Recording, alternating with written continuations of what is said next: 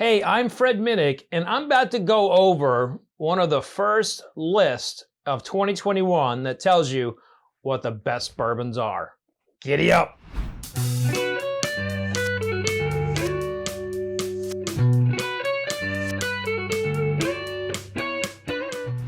So here we are. This is a list from Gear Patrol. You can find the whole link in the description. Here's the thing about bourbon lists. It's all they're always going to. You can make a list about anything.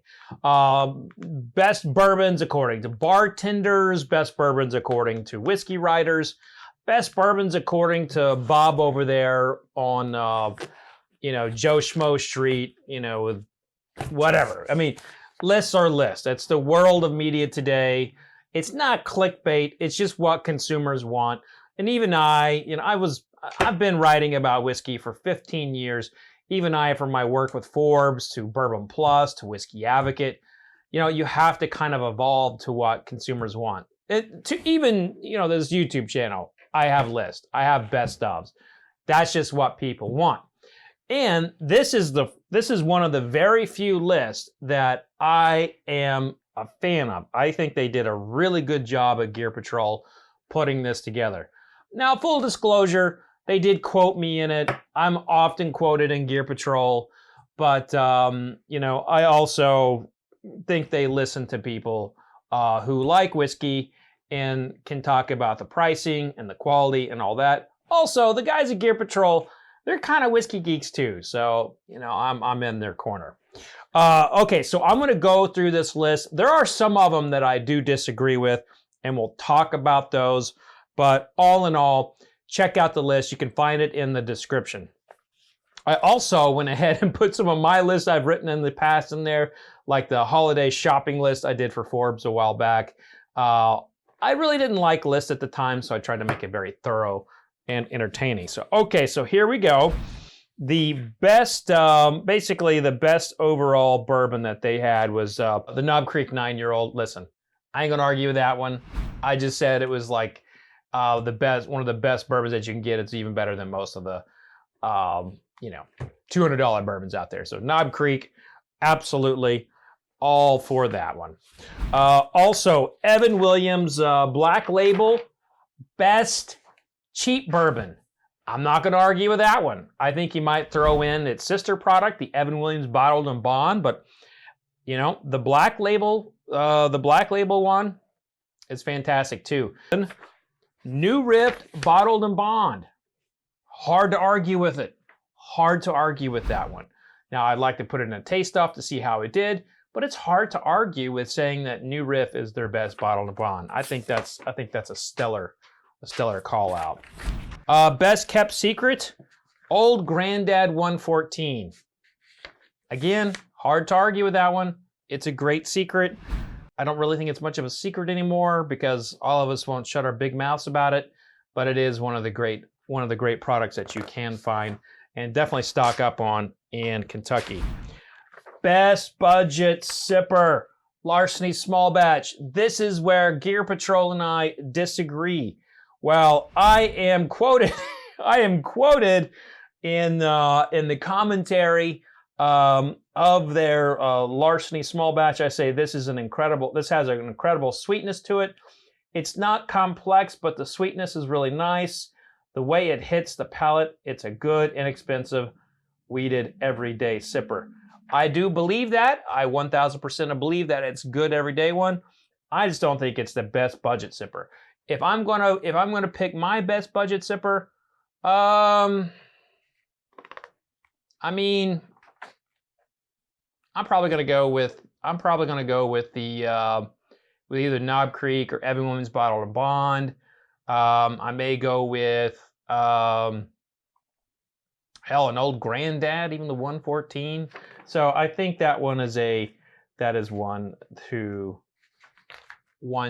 actually put an asterisk by for them. For me, like Larceny would be in that conversation, so I can't be too upset about it being there, but I don't think it would be the best everyday sipper. There's so many I would put ahead of it.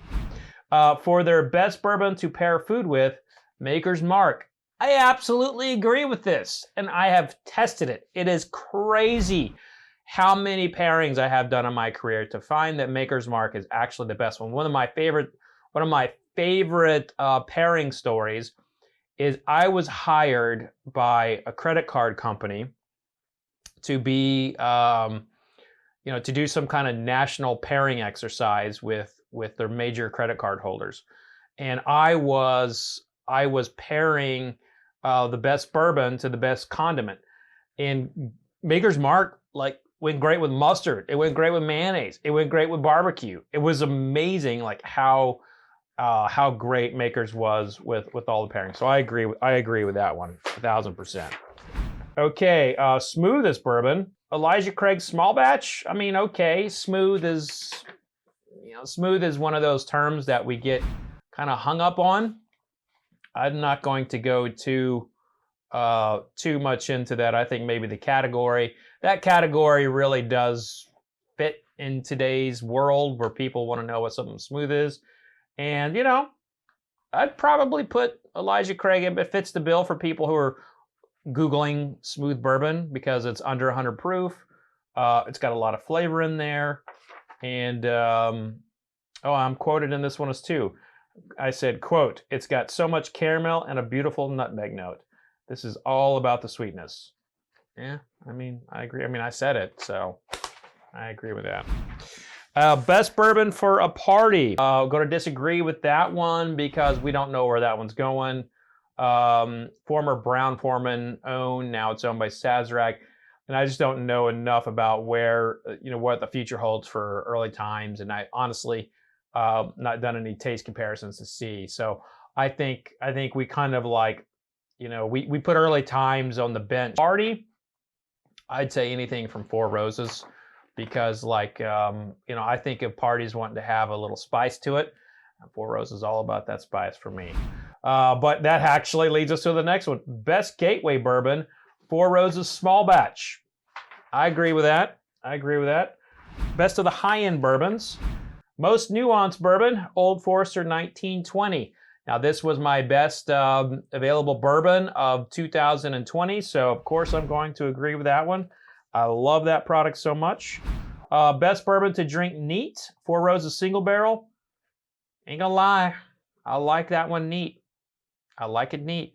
Four Roses Single Barrel is really great neat. I think if you add water to it, it's a very different taste. But yeah, I'll go with that one. Most underrated bourbon, Russell's Reserve 10-year-old. Yes, 1,000%. So underrated. I'll drink Russell's Reserve 10-year-old. That's one of those questions where, if I were to get out of the bourbon industry, if I were to get out of being a professional critic and just focus on, what bourbons I have at home, would be what I want to drink.